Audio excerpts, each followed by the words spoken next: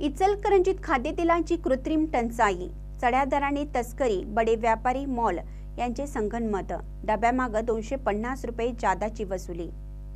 ऐन सणासुदीच्या काळात इचलकरंजी शहरात खाद्यतेलाची कृत्रिम टंचाई करण्यात आली आहे। यामुळे खाद्यतेल न मिळत असल्याने नागरिकांसह गणेश भक्तांच्यात गोंधळ उडालाय।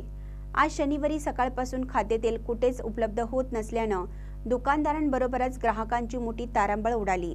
तर बडे व्यापारी व मॉल यांच्या संगनमताने आज चढ्या दराने खाद्यतेलाची विक्री करत असल्याने सर्वसामान्य ग्राहकांची लूट करण्यात आली आहे।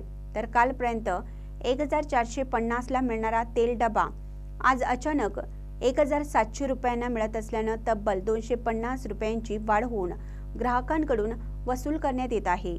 परिणामी गरिबांच्या पोटाला मात्र चिमटा निघत आहे।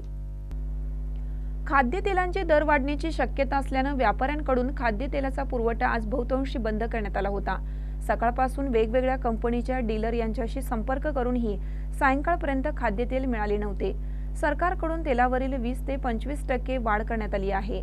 यामुळे आज 1450 रुपयाला मिळणारा तेल डबा 1700 रुपयेहून अधिक दराने विक्री होत आहे। तर किरकोळ भावात किलोला 25 ते 30 रुपये वाढून 130 ते 135 रुपये किलोप्रमाणे खाद्यतेल विक्री होत होती।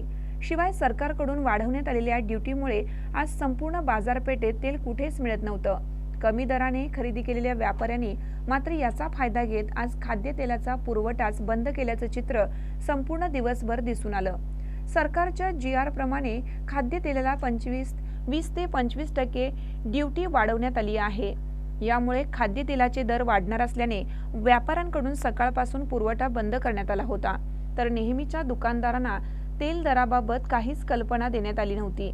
त्यामुळे दुकानदारांनीही बुचकळ्यात पडले होते। तसेच डीमार्ट, रिलायन्स मॉलमध्येही दर वाढण्याच्या शक्यतेने शिल्लक असलेले खाद्यतेल विक्रीसाठी ग्राहकांना मनाई करण्यात आली होती। यामुळे ग्राहकांत गोंधळ निर्माण झाला आहे। महानकर न्यूजसाठी विकास लवाटे, इचलकरंजी। ताज्या बातम्यांसाठी महानकरेला सबस्क्राइब करा आणि बेल आयकॉनला क्लिक करा।